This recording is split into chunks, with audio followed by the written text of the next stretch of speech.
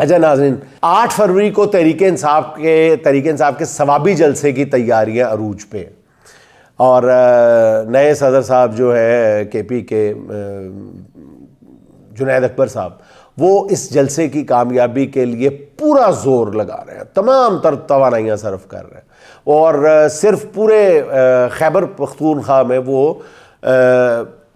ہر جگہ پہ corner meetings کر رہے ہیں، رابطے کر رہے ہیں، ناراض کارکنوں کو منا رہے ہیں، جس پر عام آدمی کا رد عمل حیران کن طور پر بہت زیادہ پازیٹیو ہے۔ خیال یہ کیا جا رہا تھا، بلکہ خوشیاں کئی حلقوں میں منائی جا رہی تھی کہ 26 نومبر کو نہتے عوام پر گولیاں چلانے کے واقعے کے بعد اب عوام میں ڈر اور خوف ہوگا، مگر صورتحال ناظرین اس کے بالکل برعکس ہوئی ہے۔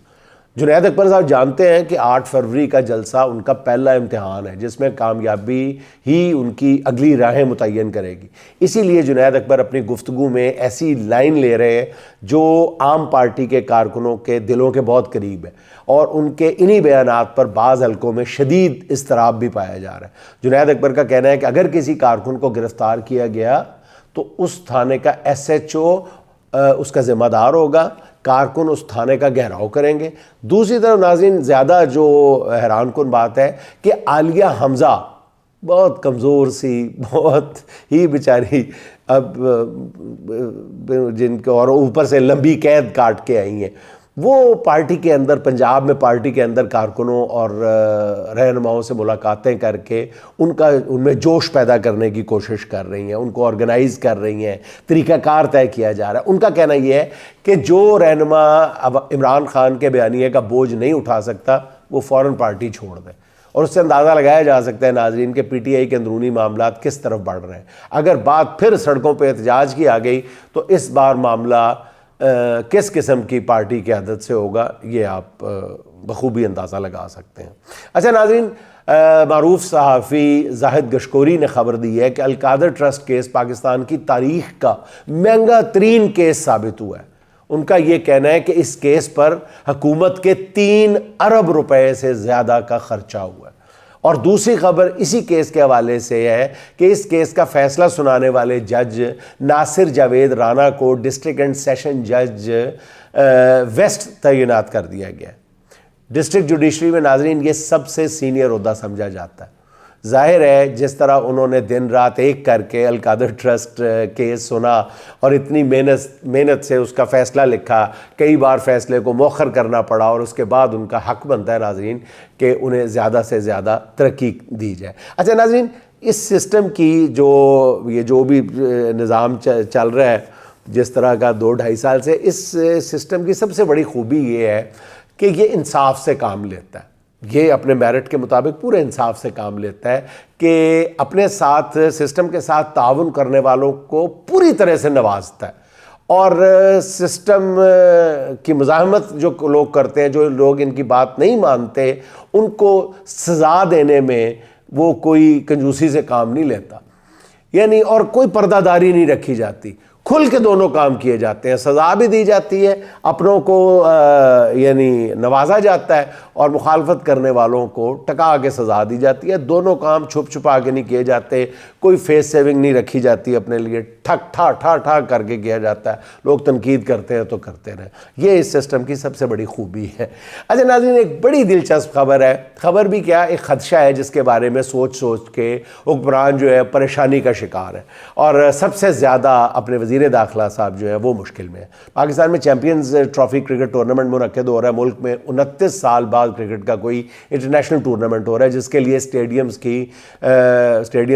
مطلب اربوں روپے لگا کے تزئین و آرائش کی گئی ہے۔ قذافی اسٹیڈیم تو بالکل نئے سرے سے تعمیر کیا گیا ہے۔ اچھا ناظرین، ویسے میرے ذہن میں آیا، میں اکثر یہ بات کرتا ہوں اپنے دوستوں سے کہ قذافی اسٹیڈیم میں میرا خیال ہے کہ لاکھوں روپے یا کروڑوں روپے، پتہ نہیں کتنے اس کا بجٹ ہوگا۔ نقوی صاحب کو پیسے کھلے خرچ کرنے کا پتہ نہیں کیوں شوق ہے، لوگ مختلف قسم کی باتیں کرتے ہیں، تو میں کسی ان کی نہیں چاہتا، میں سیدھی بات کر رہا ہوں۔ میرے سمجھ میں نہیں آتا کہ وہ خندق کھودنے کا مقصد کیا ہے۔ اگر یعنی وہ دور ہیں بہت زیادہ ناظرین، اور وہ رکاوٹ ختم کرنی تھی جنگلے کی، اور ان کو آنے سے روکنا بھی تھا، ناظرین آپ مجھے کسی انجینئر سے پوچھ کے بتا دیں کہ وہاں پہ ایک خاردار باڑ لگائی جا سکتی تھی، وہ جس کا رنگ بنا ہوتا ہے، وہ 2-2.5 فٹ 3 فٹ اونچی لگائی جا سکتی تھی، 3-4 فٹ وہ چوڑی ہوتی ہے، وہ میرا خیال ہے کہ چند ہزار روپے کی آ جانی تھی، وہ لاکھ روپے کی 2 لاکھ روپے کی آ جانی تھی، وہ گراؤنڈ کی چاروں طرف وہ رکھی جا سکتی تھی۔ بہت آسانی سے یہ جو لاکھوں روپے کی خندق کھودی گئی ہے، باقاعدہ خندق، اور پھر خندق کے اوپر نیٹ لگایا گیا، کئی دن یہ بحث ہوتی رہی کہ اس کے اوپر نیٹ کیسے لگے گا، اندر بال بوائز دوڑ رہے ہوں گے، یہ ہوگا وہ ہوگا۔ بھئی چھوٹا سا ایک مسئلہ سمجھ کیوں اتنا بڑا خرچہ کیا گیا؟ اسی طرح اور بھی کئی اخراجات ہیں جس پہ لوگ جو ہیں وہ انگلیاں اٹھا رہے ہیں۔ اچھا ناظرین، قذافی اسٹیڈیم میں تماشائیوں کے بیٹھنے کی گنجائش جو ہے وہ 28,000 سے بڑھا کر 35,000 کر دی گئی۔ اسٹیڈیم میں نئی کرسیاں نصب کی گئی ہیں، نئی ڈیجیٹل سکرینز لگائی گئی ہیں، فلڈ لائٹس میں نئی LED لائٹس نصب کی گئی ہیں۔ پنڈی اور کراچی کے اسٹیڈیم بھی تزئین و آرائش کی گئی ہے، ان کی بھی لاکھوں کروڑوں لگے ہوں گے۔ PCB کے چیئرمین اس کا کریڈٹ بھی لے رہے ہیں، مگر ساتھ ہی ناظرین ان کو یہ غم بھی کھائے جا رہے ہیں کہ میچز کے دوران یہ چمچماتے ہوئے اسٹیڈیم کہیں قیدی نمبر 804 کے نعروں سے نہ گونج اٹھے، کیونکہ اگر ایسا ہوا تو اس بین الاقوامی ایونٹ کے موقع پہ اسٹیڈیم میں تشدد کا جو استعمال ہے وہ نہیں کیا جا سکے گا۔ ایسا کیا گیا تو یہ ایک اور بڑی بین الاقوامی خبر بن جائے گی اور اس کا رد عمل بہت پریشان کن ہو سکتا ہے۔ اب سوشل میڈیا پہ ابھی سے کچھ سرکاری اہلکاروں کو بخار چڑھ گیا ہے اور وہ کہنا شروع ہو گئے کہ PTI کے کارکنوں کو ہدایت کی گئی ہے کہ وہ زیادہ سے زیادہ ان میچز کے ٹکٹ خریدیں تاکہ میچ کے دوران شو لگایا جا سکے۔ حکمرانوں کی سوچ کا یہی انداز اصل میں مسئلہ ہے، اور انہیں اندازہ ہی نہیں ہے کہ عمران خان کی محبت اب صرف تحریک انصاف کے کارکنوں تک محدود نہیں ہے۔ عمران خان پوری قوم کے دلوں کی دھڑکن بن چکا ہوا ہے، اور میچز کے دوران اسٹیڈیم میں جتنے بھی کارکن ہوں گے ان میں سے ایک معتاد اندازے کے مطابق 80% سے زیادہ جو ہے وہ قیدی نمبر 804 کے حامی اور دیوانے ہوں گے،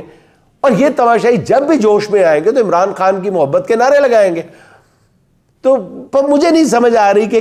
کیسے روکا جائے گا یہ۔ بہرحال روکنے کے طریقے بھی بہت ہیں، وہ جن کو میڈیا رائٹس دیے جاتے ہیں ان کے ساتھ پابندیاں لگائی جائیں گی، پتہ نہیں کیا کیا کیا جائے گا۔ یعنی جتنی توجہ اس وقت کرکٹ پہ ہے اس سے دگنی توجہ جو ہے وہ عمران خان کے نعرے روکنے پہ ہے۔ اچھا ناظرین، حکومت کو سب سے زیادہ جو اس وقت پریشانی ہے وہ امریکہ کی جانب سے ہے۔ حکمرانوں کو روز یہ دھڑکا لگا رہتا ہے، آئی کیا ٹویٹ، اور ٹرمپ ان پر کوئی تلوار گرانے والا۔ اس دوران ناظرین جو ولسن نے ایک بار پھر وہی 3 حرفی ٹویٹ کر دیا، یعنی فری عمران خان۔ اب پتہ نہیں محسن نقوی نے جو ولسن سے ملاقات کے دوران کیا کہا ہے،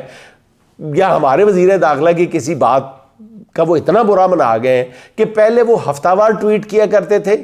اب وہ روزانہ کی بنیاد پہ کرنا شروع ہو گئے۔ ہو سکتا ہے کہ آنے والے دنوں میں وہ دن میں 3 دفعہ بھی کرنا شروع کر دیں۔ اس دوران ناظرین ہمارے دوست عدیل راجہ صاحب نے خبر دی ہے کہ جینٹری بیچ کے بعد بڑی کوشش کے بعد ایک اور اسی طرح کا کردار پاکستان آنے والا ہے، جو غالباً اگلے 1-2 روز میں اسلام آباد میں خیمہ جمائے گا۔ وہ پاکستان میں سرمایہ کاری کے دعوے کرے گا، اور اس بار اس مقصد کے لیے ایک پاکستانی امریکن کا انتخاب کیا گیا، اور اس پاکستانی کا مینہٹن میں گاڑیوں کا کاروبار ہے، اور یہ امریکہ میں کئی پاکستانی صحافیوں کے میزبان کے فرائض سر انجام دیتے رہے۔ ہماری تو ناظرین بھائی اتنی دعا ہے کہ اب کی بار جو بھی امریکہ سے آئے وہ عملی طور پہ بھی کچھ سرمایہ کاری کر جائے، دوبارہ جینٹری بیچ جیسا فراڈیا نہ لانچ کیا جائے، چاہے وہ $100 ہی دے کے جائے، اللہ کے نام پہ دے جائے، کچھ نہ کچھ دے کے جائے، جس سے ایک سیریسنیس پیدا ہو، نظر آئے۔ اچھا ناظرین، آخر میں ایک چھوٹی سی خبر یہ ہے کہ یوگنڈا کی سپریم کورٹ نے سیویلینز کے ملٹری ٹرائل کو خلاف آئین قرار دے دیا، اور اس فیصلے کو یوگنڈا کی حکومت نے ماننے سے انکار کر دیا۔ ناظرین بس ایسی میرا دل کیا تو میں نے اپنے ناظرین کے ساتھ اس خبر کو شیئر کر لیا، اس خبر کا کوئی مقصد نہیں تھا۔ اور ناظرین آخر پہ چلتے چلتے عالم نظامی صاحب کے 2 اشعار سن لیں۔ ناپتے کیسے میرے ظرف کی گہرائی کو، ناپتے کیسے میرے ظرف کی گہرائی کو، ڈبکیاں خطہ ساحل میں لگانے والے، ڈبکیاں خطہ ساحل میں لگانے والے، اے ہواؤ نہ کہیں ہاتھ جلا لو تم بھی، بجھ گئے میرے چراغوں کو بجھانے والے، بجھ گئے میرے چراغوں کو بجھانے والے۔ جسم مر سکتا ہے آواز نہیں مرتی ہے، جسم مر سکتا ہے آواز نہیں مرتی ہے، یاد رکھیں میری آواز دبانے والے، یاد رکھیں میری آواز دبانے والے۔